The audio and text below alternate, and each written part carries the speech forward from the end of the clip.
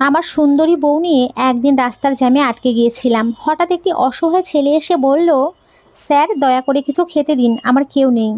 আমি অসহায় ভেবে তাকে বাড়িতে থাকতে দিলাম, কিন্তু ছেলেটি আমার সুন্দরী বউয়ের সাথেই। আমার নাম শাহেদ চৌধুরী। ঢাকার বুকে মাথা উঁচু করে দাঁড়িয়ে থাকা চৌধুরী গ্রুপের মালিক আমি। টাকা, সম্মান, প্রতিপত্তি কোনো কিছুরই অভাব ছিল না আমার জীবনে। প্রতিদিন নিজের ব্যক্তিগত গাড়িতে চড়ে অফিসে যাওয়া আসা করতাম। আমার জীবনটা ছিল ঘড়ির কাঁটার মতো, সঠিক নিয়মমাফিক এবং কিছুটা একঘেয়ে। আমার স্ত্রী নাসিফা চৌধুরী। একদিন সকালে অফিসে যাচ্ছিলাম, গুলশানের সিগনালে গাড়িটা থামতেই জানালার পাশে একটি ছেলে এসে দাঁড়ালো। বয়স 17-18 হবে, ফর্সা রং, টানা টানা চোখ, চেহারায় কেমন যেন একটা আভিজাত্যের ছাপ, কিন্তু পরনের পোশাকটা ময়লা, চুলগুলো উস্কো খুস্কো। মায়াবী চেহারাটা দেখেই বোঝা যাচ্ছিল সে হয়তো কোনো ভালো পরিবারের সন্তান, কিন্তু ভাগ্যের ফেরে আজ রাস্তায়। ছেলেটি আমার গাড়ির জানালায় আলতো করে টোকা দিয়ে হাত জোর করে বলল, স্যার খুব খিদে পেয়েছে, গত 2 দিন ধরে কিছু খেতে পারিনি, যদি দুটো টাকা দিতেন একটা রুটি কিনে খেতাম। ছেলেটির কণ্ঠস্বরকে এত মার্জিত আর আবেদনময় ছিল যে আমার মনোযোগে আকর্ষণ করলো। সাধারণ এই ধরনের ভিখারিদের আমি পাত্তা দিই না, কিন্তু এই ছেলেটির চোখ দুটোতে এমন একটা গভীরতা, শূন্যতা আর যন্ত্রণা ছিল যা আমাকে থমকে দিল। আমি গাড়ির কাজটা সামান্য নামালাম। আমার ড্রাইভার করিম সাধারণত এই ধরনের পরিস্থিতিতে কাজ নামাতে মানা করে, কিন্তু সেও যেন ছেলেটির চাহনিতে কিছু একটা খুঁজে পেয়েছিল, তাই চুপ করে রইল। তোমার নাম কি, আমি সরাসরি প্রশ্ন করলাম। ছেলেটি ইতস্তত করে বলল, আকাশ স্যার। তুমি কেন এই কাজ করছো? তোমার মা বাবা কোথায়? আকাশের মায়াবী চোখে এক ঝলক অশ্রু দেখা গেল। সে চোখ নামিয়ে বলল, বাবা নেই স্যার। বছরখানেক আগে বাবা একটা অ্যাক্সিডেন্টে মারা যান। আমাদের সব শেষ হয়ে যায়। আমার মা অসুস্থ, গ্রামে আমাদের যা সামান্য ছিল সব তার চিকিৎসার পেছনে চলে গেছে। 2 মাস আগে ঢাকা এসেছিলাম একটা কাজ খুঁজবো বলে, কিন্তু কিছুতেই কিচ্ছু হচ্ছে না। আমি তার কথা শুনছিলাম, আর আমার মনে একটা অদ্ভুত দ্বিধায় ভুগছিল। ছেলেটি মিথ্যা বলছে না তো? তবে তার চেহারার সারল্য আমাকে অন্য কিছু ভাবতেও দিচ্ছিল না। তুমি কি লেখাপড়া জানো? আমি ক্লাস 10 পর্যন্ত পড়েছি স্যার। বাবার ইচ্ছা ছিল আমাকে ইঞ্জিনিয়ার বানাবেন। আকাশের কণ্ঠে আবারও চাপা কষ্ট ফুটে উঠল। ঠিক সেই মুহূর্তে সিগন্যাল সবুজ হয়ে গেল। পেছন থেকে অন্য গাড়ির হর্ন বেজে উঠল। করিম ড্রাইভার ঘাবড়ে গিয়ে আমাকে জিজ্ঞেস করলো, স্যার গাড়িটা কি চালাবো? আমি পকেট থেকে একটা 100 টাকার নোট বের করে আকাশের হাতে দিয়ে বললাম, এটা রাখো আর এখন যাও। আকাশ প্রথমে অবাক হলো, তার চোখ মুখে কৃতজ্ঞতা উপচে পড়ল। স্যার আপনি। সে কিছু বলার আগেই আমি ইশারায় তাকে যেতে বললাম। সে মাথা নিচু করে নোটটি নিল এবং দ্রুত সরে গেল। করিম গাড়ি চালাতে শুরু করলো। আমি পেছনের সিটে বসে কাচের বাইরে তাকালাম। আকাশ ততক্ষণে ভিড়ের মতো মিশে গেছে। আমার মনটা কেমন যেন আনমনা হয়ে রইল। জীবনের এই বৈপরীত্য আমাকে ভাবিয়ে তুলল। একদিকে আমার প্রাচুর্য, অন্যদিকে এই ছেলেটির চরম দারিদ্র্য। অফিসের বিলাসবহুল কেবিনে বসেও মনটা স্বস্তি পাচ্ছিল না। কেন যেন মনে হচ্ছিল এই ছেলেটিকে আবার দেখতে পেলে ভালো লাগতো। সে কি সত্যি তার মায়ের জন্য এত কষ্ট করছে, নাকি সে একজন দক্ষ অভিনেতা? সারাদিন কাজের চাপে ঘটনাটা চাপা পড়ে গেল। কিন্তু রাতে যখন বাড়ি ফিরে ডিনারের টেবিলে স্ত্রীর পাশে বসলাম, তখন নাসিবা জিজ্ঞেস করলো, কি ব্যাপার, তোমার মন খারাপ? অফিসে কোনো সমস্যা হয়েছে? আমি সংক্ষেপে সকালের ঘটনাটা বললাম। নাফিসা অত্যন্ত আবেগপ্রবণ একজন মানুষ। সে গভীর মনোযোগ দিয়ে সব শুনল। নাফিসা দীর্ঘশ্বাস ফেলে বলল, ইস কি দুর্ভাগ্য ছেলেটার। তুমি খুব ভালো কাজ করেছো শাহেদ। তবে তোমার কি মনে হয় না যে শুধু 100 টাকা দেওয়াটা যথেষ্ট ছিল না? এত শিক্ষিত একটা ছেলেকে তো একটা কাজ দেওয়া যেত। চৌধুরী গ্রুপে কি একটা কাজের অভাব আছে? স্ত্রীর কথায় আমার চোখ খুলে গেল। সত্যিই তো, আমি চাইলে ছেলেটির জন্য আরও অনেক কিছুই করতে পারতাম। একটা 100 টাকার নোট তার পরিস্থিতি পাল্টাতে পারবে না। আমার মনে হলো আমি যেন একটা বড় সুযোগ হাতছাড়া করেছি।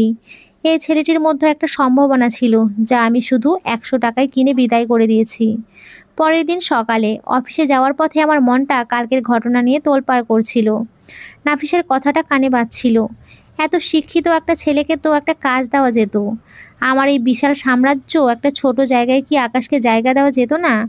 আমি মনে মনে সিদ্ধান্ত নিলাম, আজ আবার সেই সিগন্যালে থামতে পারলে একবার ছেলেটিকে খুঁজবো, যদি তাকে পাই তবে এবার আর টাকা দিয়ে বিদায় করব না, তার ভবিষ্যতের জন্য কিছু একটা করব।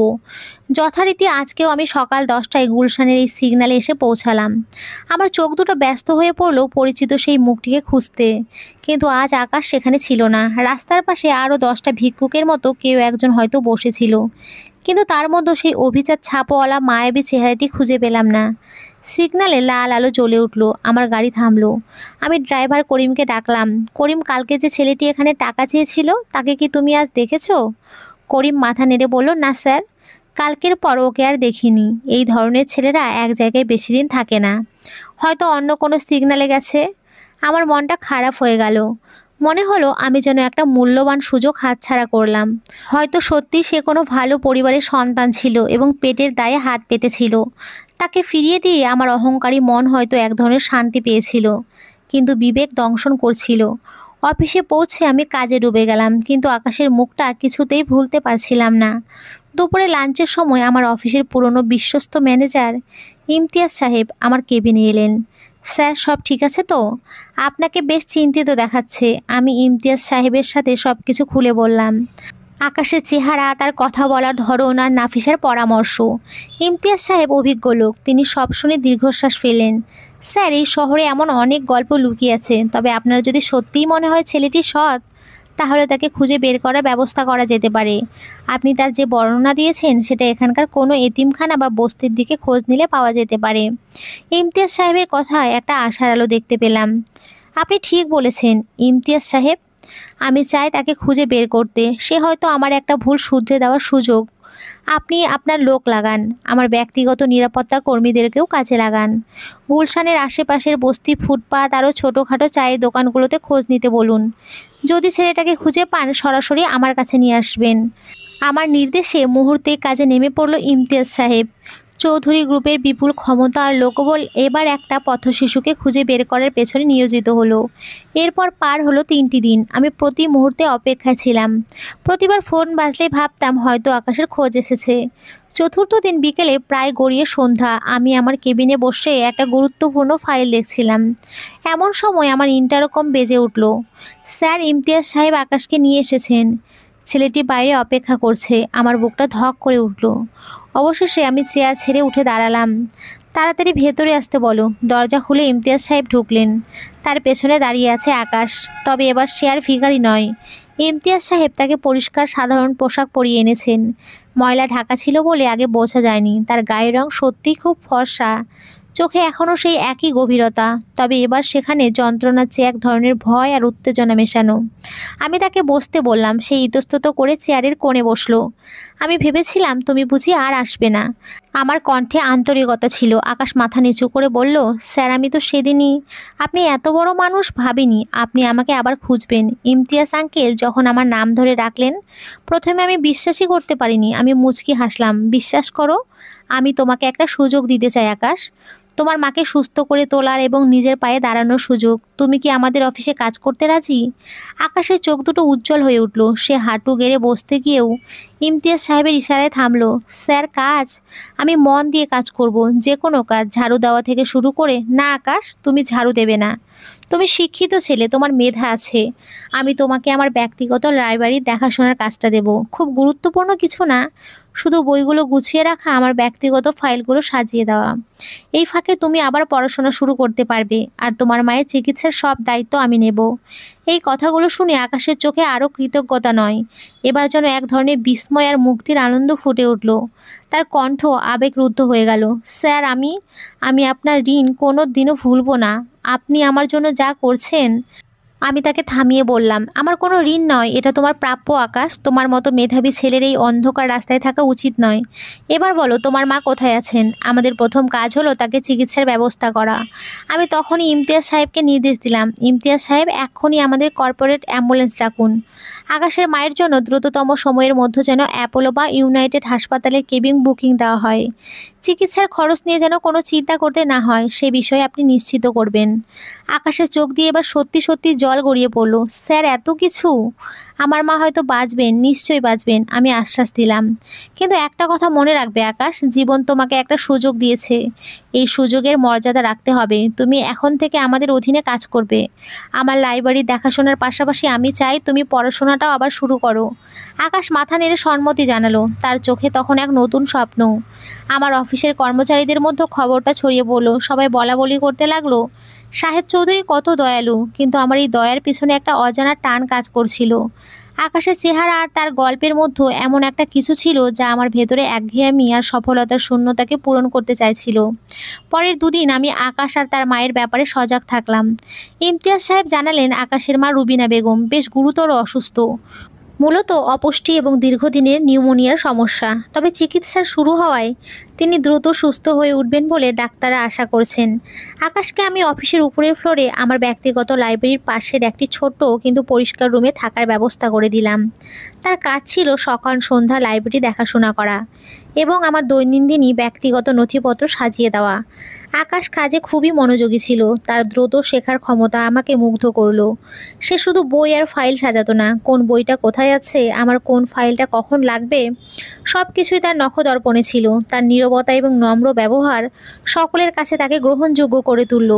কয়েক সপ্তাহ পর একদিন রাতে আমি কাজ ছেড়ে বাড়ি ফিরলাম। নাফিসা তখনও ঘুমোতে যায়নি। সে অধীর আগ্রহে আমার জন্য অপেক্ষা করছিল। কেমন আছে রুবিনা বেগম? আর তোমার সেই আকাশ, সে ঠিকভাবে কাজ করছে তো? নাফিসা উদ্বিগ্নভাবে জানতে চাইল। রুবিনা বেগম এখন অনেকটাই সুস্থ। সম্ভবত আগামী সপ্তাহে হাসপাতাল থেকে ছাড়া পাবেন। আর আকাশ, ও সত্যিই অসাধারণ নাফিসা। আমি ভাবতেই পারিনি রাস্তার একটা ছেলে এত ভদ্র, এত বুদ্ধিমান হতে পারে। ওর মেধা কাজে লাগালে ও অনেক দূর যাবে, আমি গর্বের সাথে বললাম। নাফিসার চোখে মুখে এক অদ্ভুত আনন্দ ফুটে উঠল। আমি জানতাম, আমার মন বলছিল তুমি একটা ভালো কাজ করেছো। তুমি ওকে তোমার কাছে রেখেছো, এটাই সবচেয়ে বড় কথা। নাফিসা খানিকক্ষণ চুপ থেকে বলল, শোনো, তুমি তো ওর মায়ের চিকিৎসার ব্যবস্থা করেছো, কিন্তু রুবিনা বেগম হাসপাতাল থেকে ছাড়ার পর কোথায় যাবেন? গ্রামে তাদের তো আর কিচ্ছু নেই। এখন কি তাদের আবার বস্তিতে ঠেলে দেবে? নাফিসার প্রশ্নটি আমার ভাবনাতে বসেনি। আমি কিছুক্ষণ চিন্তা করলাম। তোমার কথাই তো ঠিক, ওকে তো আর ওই ছোট রুমে ওর মাকে নিয়ে রাখা যায় না। আচ্ছা, আমি আমাদের স্টাফ কোয়ার্টারে একটা থাকার ব্যবস্থা করে দেব। না শাহেদ, নাফিসা দৃঢ়ভাবে বলল, তুমি ওকে তোমার কাছেই রাখো। আমাদের বাড়ির নিচতলের গেস্ট রুমটা তো খালিই পড়ে আছে। তুমি আকাশ আর তার মাকে সেখানে থাকার ব্যবস্থা করো। তুমি ওর শিক্ষাগুরু, তোমার চোখের সামনে থাকলে ওর ভবিষ্যৎ আরও ভালো হবে। স্ত্রীর কথায় আমি চমকে উঠলাম। এই চৌধুরী ভিলাতে একটা রাস্তার ছেলেকে তার অসুস্থ মা সহ রাখার প্রস্তাব, এটা আমাদের আভিজাত্যের জন্য কিছুটা অপ্রত্যাশিত ছিল।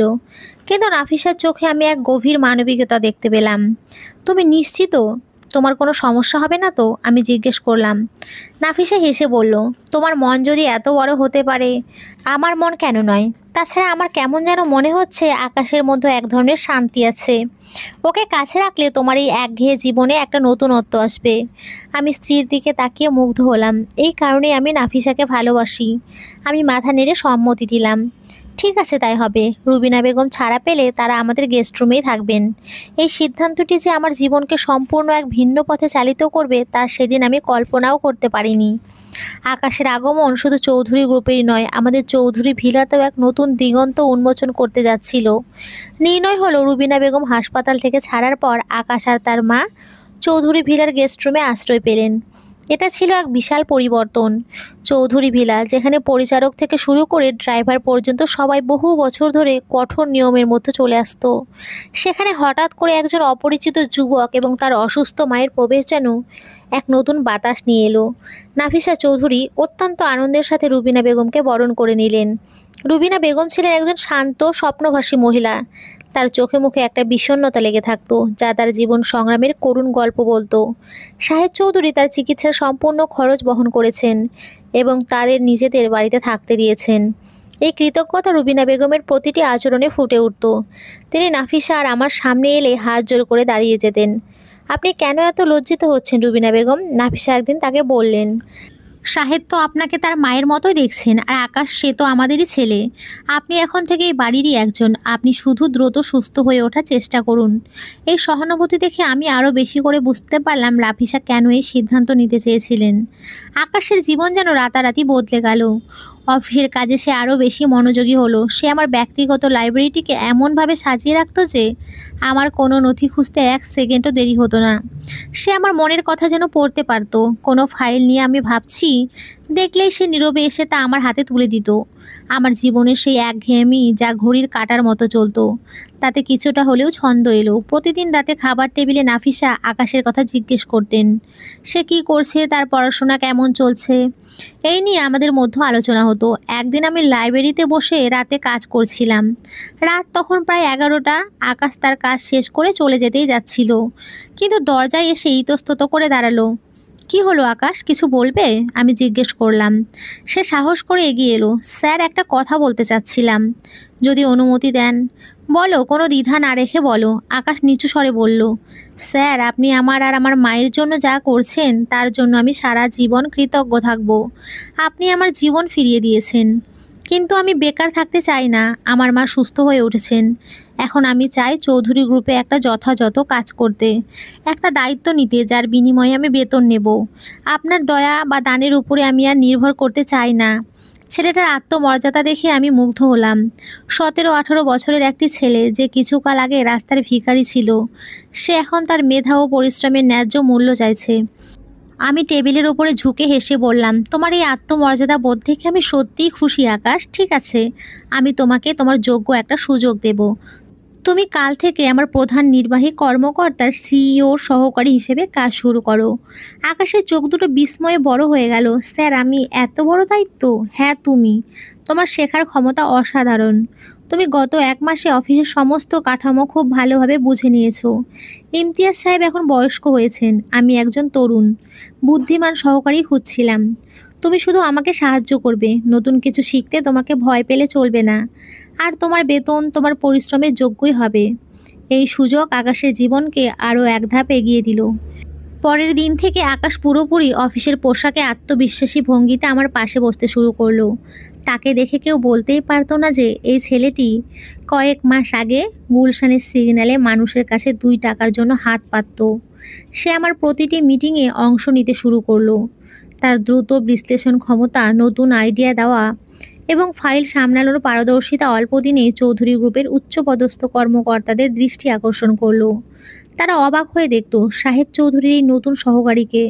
সবার মনে প্রশ্ন ছিল, কে এই আকাশ, কোথা থেকে এলো? কিন্তু আকাশের ক্রমবর্ধমান সাফল্য এবং আমার সাথে তার ঘনিষ্ঠতা ধীরে ধীরে একটি চাপা অসন্তোষের জন্ম দিচ্ছিল। একদিন বিকেলে ইমতিয়াজ সাহেব আমার রুমে এলেন। তার চোখে মুখে কেমন যেন একটা দ্বিধার ছাপ। স্যার, কিছু মনে করবেন না, আমি আপনার একজন শুভাকাঙ্ক্ষী, তাই বলছি। ইমতিয়াজ সাহেব ইতস্তত করলেন। বলুন ইমতিয়াজ সাহেব, কি বলতে চান? স্যার, আকাশের উন্নতিটা খুব দ্রুত হচ্ছে, আর তার উপর আপনার অতিরিক্ত নির্ভরতা এটা বাকি কর্মকর্তাদের মধ্যে একটা অস্বস্তির জন্ম দিচ্ছে, বিশেষ করে যখন আপনি তাকে আপনার পারিবারিক বিষয়ে জড়িয়ে ফেলছেন। এটা কি ঠিক? আমি ইমতিয়াজ সাহেবকে থামিয়ে দিলাম। ইমতিয়াজ সাহেব, আকাশ আমার সন্তান তুল্য। তার মেধা আছে, আমি তাকে সুযোগ দিচ্ছি। আমি জানি আপনি কিসের ইঙ্গিত করছেন, কিন্তু আমার বিচার বুদ্ধির উপরে আস্থা রাখুন। আকাশ কখনো আমার আস্থার সুযোগ নেবে না। আমি হয়তো সেদিন আকাশকে অন্ধভাবে বিশ্বাস করে ইমতিয়াজ সাহেবের সতর্কবাণী উড়িয়ে দিয়েছিলাম, কারণ আমার জীবনে তখন আকাশের উপস্থিতিটা এক আনন্দের উৎস হয়ে দাঁড়িয়েছিল। কিন্তু গল্পের মোড় ঘুরে যাচ্ছিল। শাহেদ চৌধুরীর জীবনে আকাশ শুধু একজন কর্মচারী হিসেবে আসেনি, সে যেন এক অতীত রহস্য সূত্র ধরে প্রবেশ করেছিল, যার আগমন কেবল সৌভাগ্য নয়, গভীর জটিলতাও নিয়ে আসতে যাচ্ছিল। আমি ইমতিয়াজ সাহেবের সতর্কবাণী উড়িয়ে দিলাম, কিন্তু আকাশের দ্রুত উত্থান যে শুধু ঈর্ষা নয়, এক গভীর ষড়যন্ত্রের জন্ম দিচ্ছিল তা বুঝতে পারিনি। আমার চোখ তখন ছিল আকাশের সাফল্যে মুগ্ধ। সে আমার ব্যক্তিগত জীবনেও প্রবেশ করতে শুরু করেছিল। আকাশের মা রুবিনা বেগম সম্পূর্ণ সুস্থ হয়ে উঠেছিলেন। তিনি এখন আমাদের ভিলাতেই নাফিসা চৌধুরীর সাথে সময় কাটাতেন। রুবিনা বেগমের মার্জিত স্বভাব এবং মৃদু হাসি নাফিসাকে খুব দ্রুত আকৃষ্ট করলো। নাফিসা তার জীবনের একাকিত্বে একজন ভালো সঙ্গী পেলেন। প্রায়শই আমি দেখতাম নাফিসা আর রুবিনা বেগম বাগানে বসে গল্প করছেন, অথবা একসাথে রান্নাঘরে হালকা কাজ করছেন। নাফিসার কোনো সন্তান ছিল না, তাই আকাশের প্রতি তার স্নেহ ছিল স্বাভাবিকের চেয়েও বেশি। তিনি আকাশকে নিজের ছেলের মতোই দেখতেন। একদিন রাতে ডিনারের পর নাফিসা আমাকে বললেন, শাহেদ, আকাশকে আমার খুব ভালো লাগে। ছেলেটা যেন ঠিক আমাদের ঘরের ছেলে। ও যখন তার মাকে নিয়ে গল্প করে তখন ওর চোখ দুটো ঝলমল করে ওঠে। তুমি জানো, রুবিনা বেগম বলছিলেন আকাশের বাবাও নাকি তোমার মতোই একজন বড় ব্যবসায়ী ছিলেন, তবে এখন আর কিছু মনে নেই, সব অ্যাক্সিডেন্টে হারিয়ে গেছে। আমি হেসে বললাম, তুমি ওর গল্পের সাথে অতিরিক্ত আবেগপ্রবণ হয়ে যাচ্ছ নাফিসা। সব সফল মানুষেরই একটা ট্র্যাজিক অতীত থাকে। আকাশ সে সুযোগটা ভালোভাবে কাজে লাগাচ্ছে। আসলে আমি আকাশকে এতটাই বিশ্বাস করতে শুরু করেছিলাম যে তার অতীত নিয়ে আর কোনো সন্দেহ আমার মনে আসেনি। এদিকে চৌধুরী গ্রুপের ভেতরে আকাশের ক্ষমতা দ্রুত বাড়তে থাকলো। আমার অনুপস্থিতিতে সে অত্যন্ত দক্ষতার সাথে বড় বড় চুক্তি সামাল দিতে শুরু করলো। সে এমন কিছু অর্থনৈতিক দিকে চিহ্নিত করলো যা আগে আমাদের চোখ এড়িয়ে গিয়েছিল। তার পরামর্শ নেওয়া কয়েকটি বিনিয়োগে আমরা অভাবনীয় মুনাফা পেলাম। তখন আমি সিদ্ধান্ত নিলাম আর দেরি নয়। এক সন্ধ্যাবেলায় আমি আকাশকে আমার লাইব্রেরিতে ডাকলাম। আকাশ, আমি বললাম, আমি তোমার কাজ এবং তোমার নিষ্ঠায় অত্যন্ত সন্তুষ্ট। তুমি আমার ব্যবসাকে নতুন উচ্চতায় নিয়ে গেছো। তাই আমি একটা সিদ্ধান্ত নিয়েছি, আমি তোমাকে চৌধুরী গ্রুপের ভাইস প্রেসিডেন্ট হিসেবে পদোন্নতি দিতে চাই। আর এর মাধ্যমে তুমি বোর্ডের একজন সদস্য হবে। আকাশের চোখ দুটোতে কৃতজ্ঞতা, আনন্দ আর এক ধরনের চাপা উত্তেজনা খেলা করছিল। স্যার, এটা আমার কাছে স্বপ্নের মতো। আমি এই সুযোগের যোগ্য হওয়ার জন্য আমার সর্বোচ্চ দিয়ে কাজ করব। আমি জানি তুমি করবে, আমি হাসলাম। তবে একটা শর্ত আছে। আকাশ কৌতূহলী চোখে তাকালো। তোমার পড়াশোনা কিন্তু শেষ করতে হবে। এবার তুমি সরাসরি একটি ভালো বিশ্ববিদ্যালয়ের সন্ধ্যাকালীন কোর্সে ভর্তি হবে। আর তোমার পড়াশোনার সমস্ত খরচ চৌধুরী গ্রুপ বহন করবে। আকাশ চেয়ার ছেড়ে উঠে এসে আমার পাশ ছুঁয়ে সালাম করলো। স্যার, আপনি শুধু আমার জীবন বাঁচাননি, আপনি আমাকে নতুন জীবন দিয়েছেন। আমি কোনোদিনও আপনার এই ঋণ শোধ করতে পারবো না। তোমার ঋণ শোধ করতে হবে না, শুধু তোমার মাথা উঁচু করে বাঁচতে হবে, আমি বললাম। পরের সপ্তাহে আকাশের পদোন্নতির খবর ঘোষণা করা হলো। পুরাতন কর্মকর্তারা ভেতরে ভেতরে ফুঁসতে লাগলেন, বিশেষ করে ইমতিয়াজ সাহেব, যিনি দীর্ঘ ৩০ বছর ধরে এই প্রতিষ্ঠানে সেবা করে আসছেন। তার চোখে আমি এক গভীর অভিমান দেখলাম। ইমতিয়াজ সাহেব, আমি তাকে বোঝানোর চেষ্টা করলাম, আপনি আমার পুরনো বন্ধু এবং স্তম্ভ। আপনার সম্মান অক্ষুণ্ণ থাকবে। আকাশ তো শুধু তরুণ, রক্ত নতুন আইডিয়া নিয়ে এসেছে। ইমতিয়াজ সাহেব মাথা নেড়ে নীরবে মেনে নিলেন, কিন্তু আমি জানতাম এই নীরবতা ঝড়ের পূর্বাভাস। কিন্তু আসল ঝড়টা এলো ১ মাস পর, একটা গুরুত্বপূর্ণ বোর্ড মিটিংয়ের ঠিক আগের রাতে। আমি মিটিংয়ের প্রস্তুতি নিচ্ছিলাম। আকাশ আমার সকল গুরুত্বপূর্ণ ফাইল এবং প্রেজেন্টেশন স্লাইডগুলো গুছিয়ে দিয়েছিল। ফাইলগুলো চেক করার সময় আমার চোখ গেল একটি পুরনো নথির ওপরে। চৌধুরী গ্রুপ প্রাথমিক শেয়ার বন্টন ১৯৮৫। এটা একটা সাধারণ ফাইল ছিল যা সচরাচর কেউ দেখতো না। কিন্তু কৌতূহলবশত আমি ফাইলটা খুলে দেখলাম। ফাইলের ভেতরে আমার বাবার হাতের লেখা একটি চুক্তিপত্রের ফটোকপি ছিল। চুক্তিতে লেখা ছিল, আমার বাবা এবং তার ব্যবসায়িক পার্টনার জনাব রেজাউল করিম মিলে এই কোম্পানি শুরু করেছিলেন। রেজাউল করিমের হাতে ছিল ২৫% শেয়ার, যা তিনি আমার বাবার মৃত্যুর পর আমার কাছে বিক্রি করে দিয়েছিলেন। এই মর্মে একটি চুক্তিপত্র। হঠাৎ আমার মনে হলো, এই ফাইলটা তো সাধারণত আমার ব্যক্তিগত সিন্ধুকে থাকার কথা। আকাশের সাজানো ফাইলগুলোর মধ্যে এটা এলো কী করে? হয়তো সে ভুল করে অন্য ফাইল থেকে এখানে রেখে দিয়েছে। আমি ফাইলটা বন্ধ করতেই যাচ্ছিলাম, ঠিক তখনই চুক্তিপত্রের নিচের অংশে চোখ আটকে গেল। রেজাউল করিমের পাশে ছোট করে অন্য এক হাতের লেখা, রেজাউল করিমের পুত্র আকাশ। আমার বুকটা ধড়ফড় করে উঠল। রেজাউল করিম, এই নামটি আমার হৃদয়ে একটা চাপা কষ্ট আর পুরনো বিতর্কের স্মৃতি ফিরিয়ে আনলো। আমার বাবা এবং তার বন্ধু রেজাউল করিমের মধ্যে একটা তিক্ত সম্পর্ক ছিল, যা শেষ হয়েছিল রেজাউল করিমের রহস্যময় মৃত্যুতে এবং তার স্ত্রীর হাতে আমার শেয়ার কিনে নেওয়ার চুক্তিতে। আর আকাশ রেজাউল করিমের পুত্র। মুহূর্তের মধ্যেই আমার মনে হলো আকাশের আগমন শুধু ভাগ্য বা দয়া ছিল না, এটা একটা সাজানো পরিকল্পনা ছিল। তার মায়াবী চেহারা, তার ট্র্যাজিক গল্প, তার মায়ের অসুস্থতা, সব কিছু কি তবে একটা নিখুঁত চাল ছিল? সে কি তার বাবার ফেলে যাওয়ার শেয়ার বা প্রতিশোধ নিতে এসেছে? আমার পুরো শরীর অসাড় হয়ে গেল। আমি কাঁপতে কাঁপতে চেয়ারে বসে পড়লাম। বাইরে তখন গভীর রাত, আর ভেতরে আমার বিশ্বাস আর সাম্রাজ্য দেয়ালে একটা ফাটল দেখা দিল। শাহেদ চৌধুরীর পুরো শরীর অসাড় হয়ে গেল। মাথার ভেতরে হাজারটা প্রশ্ন একসঙ্গে আছড়ে পড়েছিল, কিন্তু কণ্ঠনালী দিয়ে কোনো শব্দ বের হলো না। রেজাউল করিমের পুত্র আকাশ, এই সহজ বাক্যটি যেন তার জীবনের গত ১ বছরের সব ঘটনাকে এক লহমায় অর্থহীন করে তুলল, বদলে দিল তাদের স্বরূপ। তিনি কাঁপতে কাঁপতে নথিতে চোখ বোলালেন, স্বাক্ষরগুলো মিলিয়ে দেখলেন, তার বাবার এবং রেজাউল করিমের। নিচে রেজাউল করিমের নামের পাশে আকাশের হাতের লেখাটি যেন নির্মম পরিহাস করছিল। এটা নিশ্চয়ই কোনো ভুল নয়। আকাশ যখন নিজের পরিচিত গোপন করেছে তখন নিশ্চয়ই সে কোনো গুরুত্বপূর্ণ কারণেই করেছে। আর রেজাউল করিমের ছেলে যখন এই কোম্পানিতে প্রবেশ করেছে তখন সেটা ভাগ্য হতে পারে না, সেটা একটা পরিকল্পনা। শাহেদ চৌধুরী দ্রুত উঠে দাঁড়ালেন। দেয়াল ঘড়িতে তখন রাত 2টো বাজে। এই মুহূর্তেই তার প্রয়োজন ছিল নীরবতা এবং দ্রুত সিদ্ধান্ত। তিনি লকার থেকে তার ব্যক্তিগত ডায়েরি এবং পুরনো ফ্যামিলি ফাইলগুলো টেনে বের করলেন। ডায়েরির ভাঁজে ছিল তার মায়ের হাতে লেখা একটি চিঠি, যেখানে রেজাউল করিমের মৃত্যুর পরের কিছু ঘটনা লেখা ছিল। রেজাউল করিমের মৃত্যুটা স্বাভাবিক ছিল না। সে আর তোমার বাবা একটা প্রজেক্ট নিয়ে চরম বিবাদে জড়িয়েছিল। মৃত্যুর আগের দিন সে চিৎকার করে বলেছিল তোমার বাবার জন্য সে সব কিছু হারাবে আর তার ছেলে একদিন সব ফিরিয়ে নেবে। তার স্ত্রী রুবিনা তখন শেয়ার বিক্রি করে দিয়েছিল, কিন্তু সে ছিল ভয়ানক মানসিক চাপে। তোমার বাবা সবসময় বলতেন রুবিনা বেগমকে যেন কোনো দিনও আঘাত না লাগে। তিনি জানতেন রুবিনা নির্দোষ। শাহেদ এবার শীতল হয়ে গেলেন।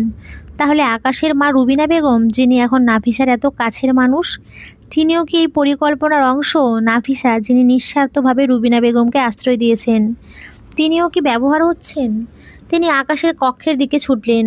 ঘরের বাইরে দাঁড়িয়ে নিজেকে সামলে নিলেন। শ্বাস স্বাভাবিক করার চেষ্টা করলেন। পরের দিন সকালে শাহেদ চৌধুরী অফিসে প্রবেশ করলেন। এক অস্বাভাবিক শীতলতা নিয়ে তিনি আকাশকে ডেকে পাঠালেন। আকাশ, বসো। শাহেদের কণ্ঠে কোনো উত্তাপ ছিল না। আকাশ প্রবেশ করলো, তার চোখে সেই আত্মবিশ্বাস আর উজ্জ্বলতা। স্যার, সব ফাইল রেডি আছে। আজকের মিটিং হবে। শাহেদ বাধা দিলেন। তবে তার আগে একটা কাজ আছে। তুমি আর আমি আজ সন্ধ্যাবেলায় তোমার মা রুবিনা বেগমকে নিয়ে ডিনারে যাব। নাফিসাও থাকবে। আকাশের চোখ দুটো সামান্য কেঁপে উঠল, যা শাহেদের চোখ এড়ালো না। স্যার, মানে? এমন হঠাৎ নয়, শাহেদ বললেন। তোমাকে আনুষ্ঠানিকভাবে ধন্যবাদ দেওয়ার জন্য। ভাইস প্রেসিডেন্ট হিসেবে তোমার পারফরমেন্স খুব ভালো, এটা তোমার মায়ের প্রাপ্য। আকাশ নিজেকে সামনে নিয়ে হেসে বলল, আমি কৃতজ্ঞ স্যার। মাকে বলতেই তিনি খুব খুশি হবেন। শাহেদ কিছুক্ষণ আকাশের দিকে তাকিয়ে রইলেন। তোমার মা রুবিনা বেগমের কি কোনো শারীরিক জটিলতা আছে? মানে অ্যাক্সিডেন্টের পর কি তিনি মাঝে মাঝে কিছু ভুলে যান? না স্যার, তেমন কিছু না, শুধু কিছু পুরনো স্মৃতি মনে করতে কষ্ট হয়। আকাশ দ্রুত উত্তর দিল। তার কণ্ঠে সামান্য সতর্কতা শাহেদের কাছে ধরা পড়ল। ও আচ্ছা, ঠিক আছে, তাহলে সন্ধ্যার প্রস্তুতি নাও। সন্ধ্যাবেলা এক বিলাসবহুল রেস্টুরেন্টের ব্যক্তিগত কক্ষে 4জন একত্রিত হলেন।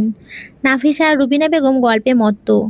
আকাশ ছিল আত্মবিশ্বাসী, কিন্তু মাঝে মাঝে তার চোখ শাহেদের দিকে সরে যাচ্ছিল। খাবারের এক পর্যায়ে শাহেদ চৌধুরী সবার দৃষ্টি আকর্ষণ করলেন। নাফিসা, আজ আমি আকাশ আর তার মায়ের কাছে একটি বিশেষ অনুরোধ জানাতে চাই। নাফিসা উৎসাহিত হয়ে বললেন, অবশ্যই শাহেদ, বলো। শাহেদ তখন রুবিনা বেগমের দিকে তাকালেন। তার চোখে কোনো রাগ বা অভিযোগ ছিল না, শুধু এক গভীর বেদনা। রুবিনা বেগম, আপনি এখানে আসার পর থেকে নাফিসার জীবন বদলে গেছে। সে আপনাকে নিজের বোন বা মায়ের মতোই দেখে। আমি বিশ্বাস করি আপনি একজন ভালো মানুষ। রুবিনা বেগম মৃদু হাসলেন। আপনি আমার ছেলের জীবন বাঁচিয়েছেন শাহেদ। আমি আপনার কাছে চিরঋণী। শাহেদ এবার আকাশের দিকে তাকালেন।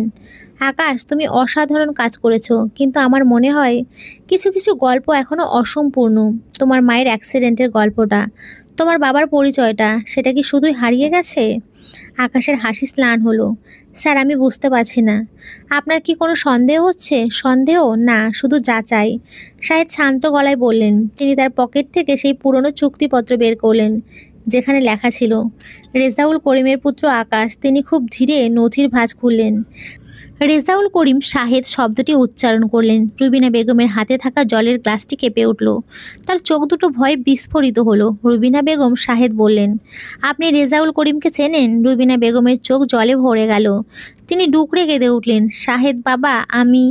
আকাশ দ্রুত উঠে দাঁড়ালো। স্যার, এটা আপনি কি করছেন? আমার মাকে কেন প্রশ্ন করছেন? তিনি অসুস্থ। অসুস্থ নন, ভীত।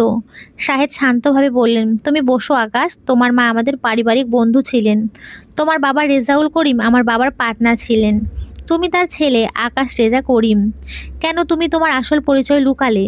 আকাশের মুখ ফ্যাকাশে হয়ে গেল। রেস্টুরেন্টের মৃদু আলোতেও তার মুখের কঠোরতা স্পষ্ট বোঝা যাচ্ছিল। তার সমস্ত ভণ্ডামি যেন ভেঙে পড়ল। কারণ আমি প্রতিশোধ নিতে এসেছিলাম। আকাশ চিৎকার করে উঠল, আমার বাবার 25% শেয়ার আপনি অন্যায়ভাবে কিনে নিয়েছিলেন। আমার বাবা আত্মহত্যা করেছিলেন আপনার বাবার প্রতারণার জন্য। আমি এসেছিলাম আমার পাওনা ফিরিয়ে নিতে। নাফিসা ভয়ে আঁতকে উঠে রুবিনা বেগমকে জড়িয়ে ধরলেন। শাহেদ হাসলেন, বিষণ্ণ হাসি। প্রতিশোধ? আর তুমি ভেবেছিলে তোমার মা রুবিনা বেগমকে নাফিসের কাছে রেখে তুমি তোমার মায়ের পুরনো বন্ধুকে ব্যবহার করবে, যেই মানুষটি তোমাকে তার ছেলের মতো দেখতো, তার বিশ্বাসের সঙ্গে এমন বিশ্বাসঘাতকতা। শাহেদ এবার তার বাবার ডায়েরি থেকে মা রুবিনা বেগমের চিঠিটা বের করলেন। তোমার বাবা শেয়ার বিক্রি করেনি আকাশ, তোমার মা রুবিনা বেগম নিজে থেকে শেয়ারগুলো বিক্রি করেছিলেন, কারণ তোমার বাবা রেজাউল করিম অবৈধভাবে অর্থ আত্মসাৎ করেছিলেন এবং তিনি যখন ধরা পড়লেন তখন তোমার মা সমস্ত দায় বহন করতে চেয়েছিলেন তার মানসিক স্থিতির বিনিময়ে। রুবিনা বেগম কান্নাজড়িত কণ্ঠে বললেন, আমি জানতাম শাহেদ, জানতাম তোমার বাবা সৎ ছিলেন। রেজাউলের মৃত্যুর পর আমি ভয় পেয়েছিলাম তুমিও জানলে রেগে যাবে। আকাশকে তোমার দয়ার কাছে রেখে আমি নিশ্চিন্ত হতে চেয়েছিলাম, কিন্তু যখন দেখলাম আকাশ তোমাকে আঘাত করতে চাইছে তখন আমি দুর্বল হয়ে পড়েছিলাম। আমি চুপ হয়েছিলাম। আকাশ হতবাক হয়ে গেল। মা, তুমি জানো তুমি কেন আমাকে বলনি? কারণ আমি তোমার বাবার মতো তোমাকে প্রতারক দেখতে চাইনি আকাশ। রুবিনা বেগম চিৎকার করে উঠলেন। শাহেদ চৌধুরী নিঃশ্বাস নিলেন। তোমার বাবার শেয়ারের মূল্য তোমার মায়ের হাতেই পরিশোধ করা হয়েছিল। এখন তুমি যদি মনে করো এটা যথেষ্ট নয় তাহলে তুমি আদালতে যেতে পারো। তুমি এখন বোর্ডের ভাইস প্রেসিডেন্ট, তুমি বোর্ডের কাছে তোমার দাবি পেশ করতে পারো। আকাশ চেয়ারের উপর এলিয়ে পড়ল, তার চোখ নামানো। আমি জানি তোমার ভেতরে খারাপ কিছু নেই আকাশ, শুধু তোমার বাবার প্রতি অন্ধবিশ্বাস তোমাকে ভুল পথে চালিত করেছে। শাহেদ বললেন, কিন্তু তোমার মায়ের প্রতি নাফিসের যে ভালোবাসা সেটা খাঁটি। তোমার ভাইস প্রেসিডেন্ট পদ এবং বোর্ডের সদস্য পদও খাঁটি। তুমি তোমার যোগ্যতায় তা অর্জন করেছো। শাহেদ চেয়ার ছেড়ে উঠে দাঁড়ালেন, তার চোখের দিকে স্থির দৃষ্টিতে তাকালেন। তুমি আর ষড়যন্ত্রের পথে থেকো না আকাশ, আমি তোমাকে ক্ষমা করে দিচ্ছি। তবে তোমার মায়ের সম্মান, নাফিসার ভালোবাসা আর আমার বিশ্বাস, এগুলো আর নষ্ট হতে দিও না। আকাশ মাথা নাড়ালো, তার চোখে এখন অনুতাপের ছায়া। আমি আমি লজ্জিত স্যার, আমার কোনো দাবি নেই, আমার ক্ষমা চাইবারও সাহস নেই। নাফিসা রুবিনা বেগমকে ধরে শাহেদের কাছে এগিয়ে এলেন। আমি আকাশকে কোনো দোষ দিচ্ছি না শাহেদ, সে তো তার মায়ের সম্মান রক্ষার চেষ্টা করছিল। শাহেদ রুবিনা বেগমের কাঁধে হাত রাখলেন। আমি জানি নাফিসা, আমরা দুজনেই এখন নতুন করে শুরু করব। পরের দিন সকালে আকাশ ইস্তফাপত্র জমা দিল। সে শাহেদের কাছে আর কোনো কথা বলার সুযোগ চাইল না। সে তার মাকে নিয়ে ভিলা ছেড়ে চলে গেল। রুবিনা বেগম যাওয়ার সময় নাফিসাকে জড়িয়ে ধরলেন। আমি কোনোদিনও তোমাকে ভুলব না বোন, তুমি ভালো থেকো। শাহেদ চৌধুরী আর নাফিসা দাঁড়িয়ে দাঁড়িয়ে সেই দৃশ্য দেখলেন। ইমতিয়াজ সাহেব সেদিন সকালে 1 কাপ চা নিয়ে শাহেদের অফিসে এলেন। আমি জানতাম শাহেদ, ইমতিয়াজ সাহেব বললেন, আমি জানতাম এই ছেলেটা এত দ্রুত এত কিছু হতে পারে না। আমি তোমাকে বলেছিলাম। তুমি ঠিক ছিলে ইমতিয়াজ, শাহেদ বললেন, কিন্তু বিশ্বাস মানুষকে অন্ধ করে দেয়। আমি আর তুমি এখন একসঙ্গে কোম্পানির ভিত আরও মজবুত করব। শাহেদ চৌধুরী জানালা দিয়ে বাইরে তাকালেন। আকাশে কোনো ঝড় ছিল না, ছিল শুধু নির্মল রোদ। তার সাম্রাজ্য বেঁচে গেল। বিশ্বাসটা হয়তো সামান্য কেঁপে উঠেছিল, কিন্তু তার মানবিকতা আর সততা তাকে রক্ষা করলো। তিনি জানতেন আকাশের ভেতর থেকে ষড়যন্ত্র চলে গেলেও সে এখন চৌধুরী গ্রুপের জন্য একজন দক্ষ বন্ধু হিসেবে সারা জীবন বেঁচে থাকবে। বন্ধুরা, আমাদের এই গল্পটি যদি ভালো লেগে থাকে তাহলে অবশ্যই একটি লাইক করো। আর তোমরা সকলে খুব ভালো থেকো, সুস্থ থেকো। সকলকে অসংখ্য ধন্যবাদ। নমস্কার বন্ধুরা, খুব ভালো থেকো।